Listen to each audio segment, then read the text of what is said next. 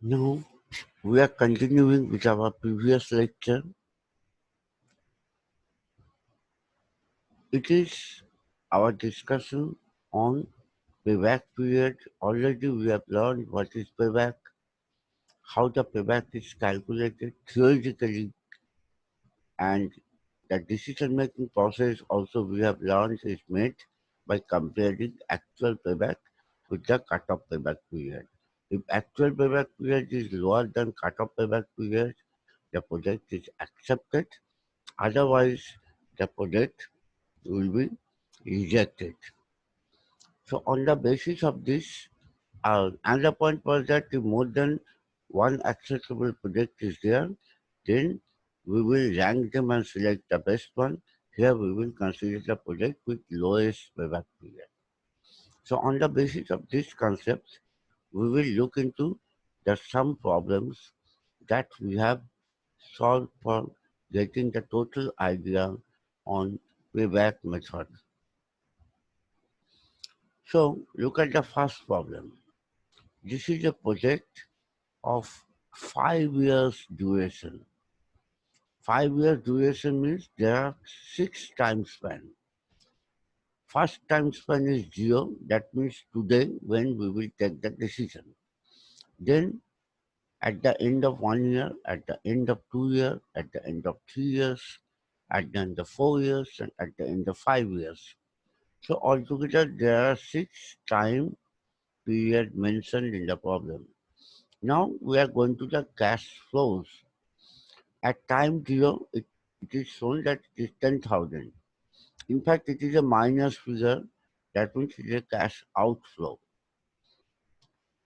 Then in first year, it is 1,000 cash inflow.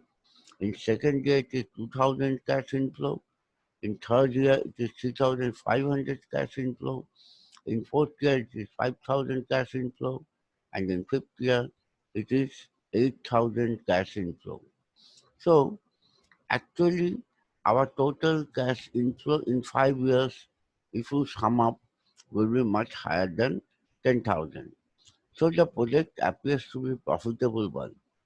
But that is not a simple way of taking the decision.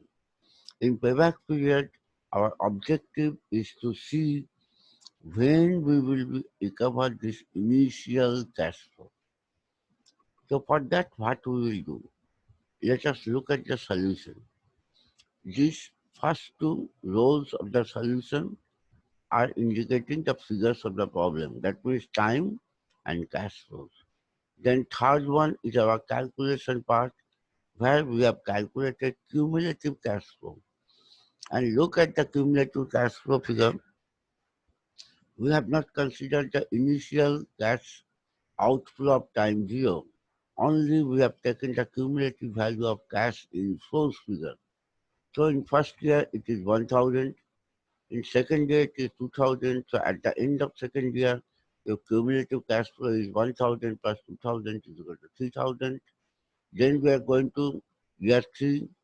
Cumulative cash flow of second year was 3,000. With that you add the cash flow of third year, that is 3,500. So 3,000 plus 3,500, it is 6,500. Then we are moving to fourth year. In fourth year, your actual cash flow is 5,000, and in third year, the total cumulative was 6,500. So add 5,000 with 6,500. The cumulative cash flow of fourth year is 11,500. And finally, in the fifth year, cash flow in fifth year is 8,000. Added with fourth year's cumulative figure of 11,500.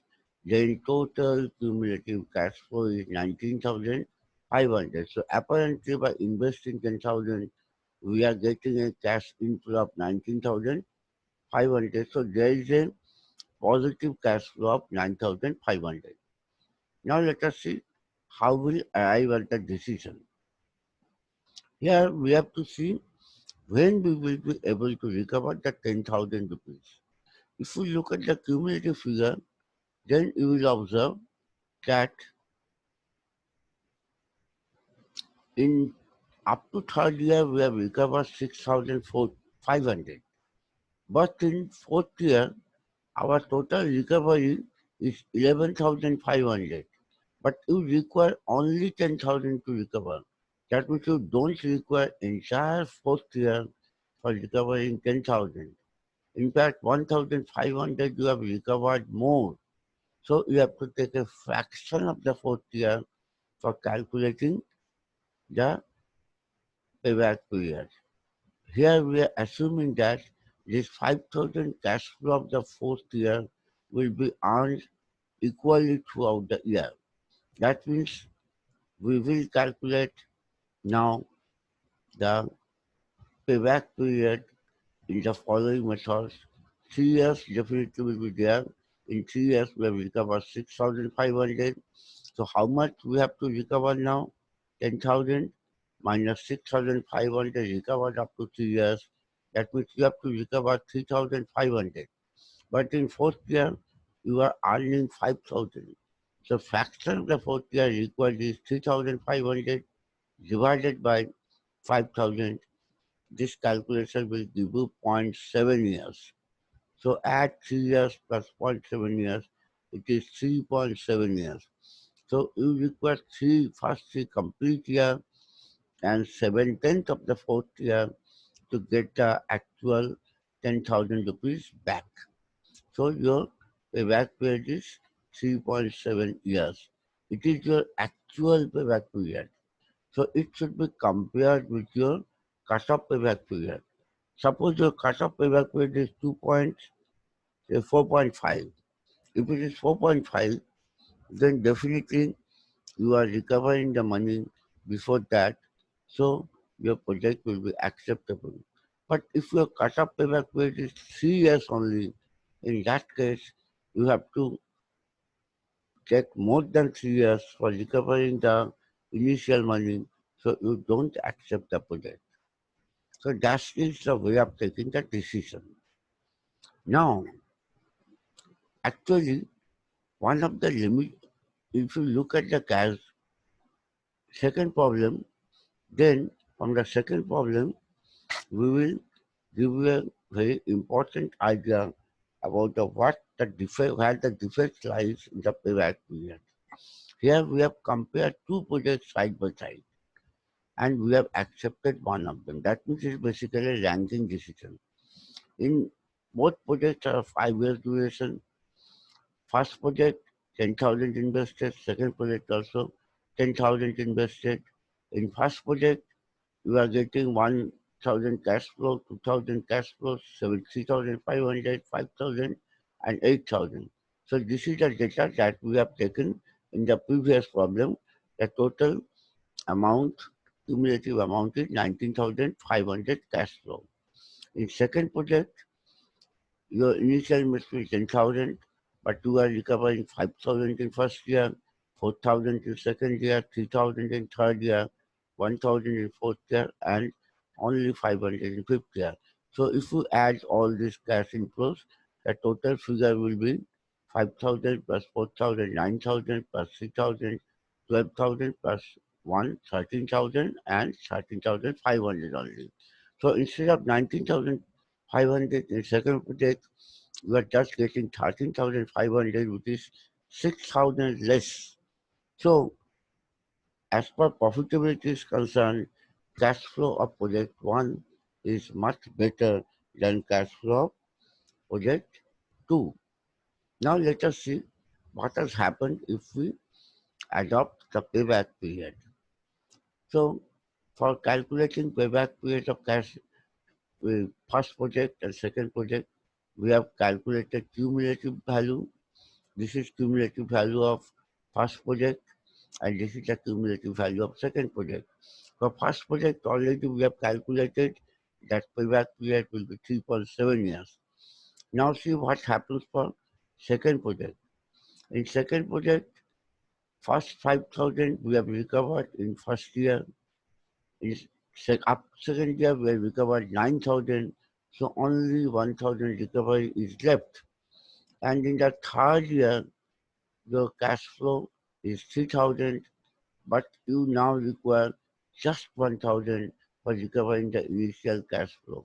So 1,000 by 3,000, that means one third of the third year you only required to recover this money. So actually, payback period of second project will be only 2.33 years, whereas the payback period of first project was 3.7 years. So this is shown here. Just see 3.7 years is the payback period of first project and 2.33 is the payback of second period. Since the payback of second period is lower, as per ranking decision, you will accept project 2 and you will reject project 1. But already we have seen that project 1 is a very profitable project. It is giving you 6,000 more cash flow than project 2. That means we are rejecting a profitable project due to its high payback period. So this is the main limitations of this particular method. This method is also is simple, less costly, and requires minimum time, but it does not consider cash flow after the payback period. That means what cash flows we are getting after 3.7 years from the project one, and what cash flows you will get after 2.33 years from project two. You are not comparing them. Due to this reason, we have rejected a profitable project and accepted a less profitable project.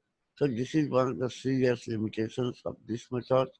And last one is this method has not considered time value of money. So this method has failed to satisfy the criteria of rationality. Second and third point indicates that it has not satisfied rationality criteria.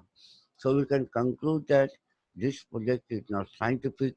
That does not mean the project, this method has got no use. It is used by the company for getting a primary idea, particularly by those concerns where there is a tremendous liquidity crunch. But you cannot use this method as a single one for taking decision. You have to use as a corollary to other better methods. That's all for today's discussion. In the subsequent lecture, we will consider other methods. Thank you.